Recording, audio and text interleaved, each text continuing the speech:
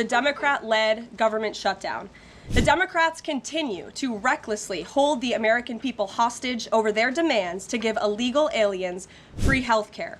Republicans are fully unified behind passing nonpartisan clean funding bill, the exact same bill that Democrats approved back in March to reopen the federal government. But those same Senate Democrats are now voting against this clean funding bill and keeping the people's government closed.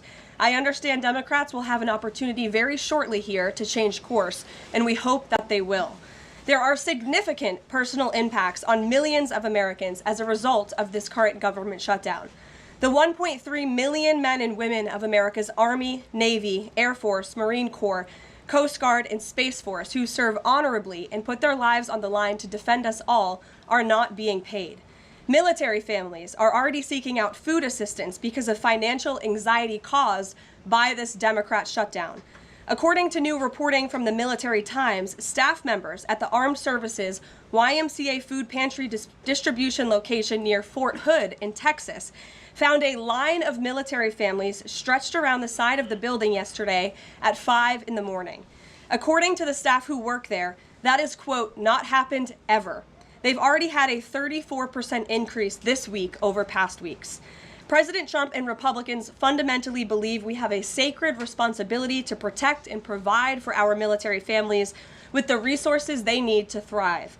If Democrats believe in this very simple premise too, they should end this shutdown immediately. Unfortunately, the severe impacts of the Democrat shutdown extend beyond our troops.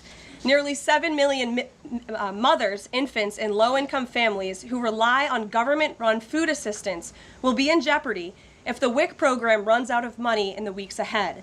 The more than 13,000 air traffic controllers who ensure that Americans fly safely in airports across the country are currently working without pay.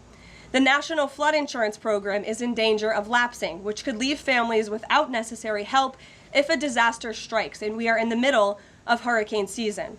Critical services offered at Social Security field offices are reduced for senior citizens and disabled Americans. Helpful transition assistance programs are not being provided for veterans who fought to defend our country and are now trying to re-enter civilian life. The economic consequences of this shutdown are piling up every day. Policymakers, markets, and even the Federal Reserve are flying blind at a key juncture because BLS and BEA data are on hold until the government reopens.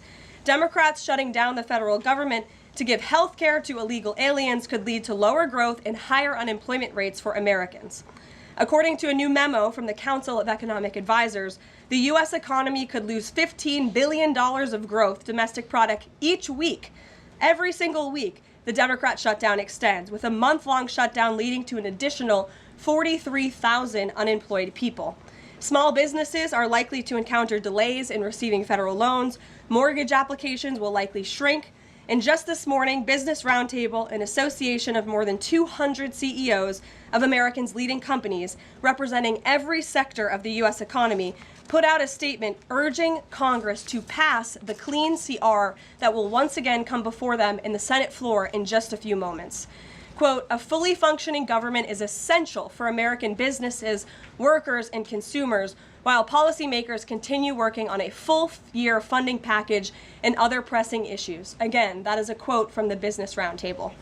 What's clear is that the Democrats' actions account to an intentional sabotage of our country and our people by shutting down our government. This madness must end.